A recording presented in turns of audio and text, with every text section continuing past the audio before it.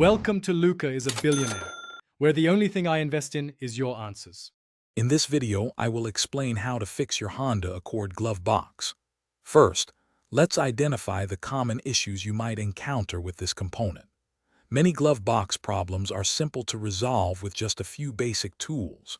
We'll walk through diagnosing the problem and then tackle some easy, straightforward repairs. You'll be able to get your glove box working smoothly again in no time, often without needing any special parts or extensive mechanical knowledge. Let's get started. Before attempting any repair, carefully examine your glove box to pinpoint the exact issue. Does the latch simply not catch, or is it completely broken? Open and close the door slowly, observing the movement of the hinges and the latch mechanism. Sometimes, a small spring or a plastic tab might be dislodged.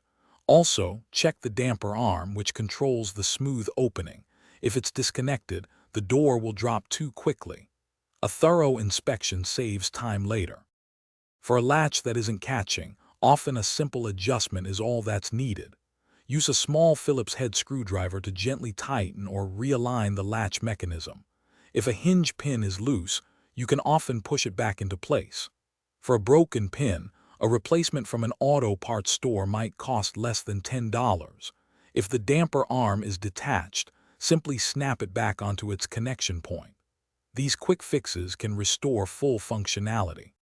While many glove box issues are simple DIY fixes, some problems might require a professional.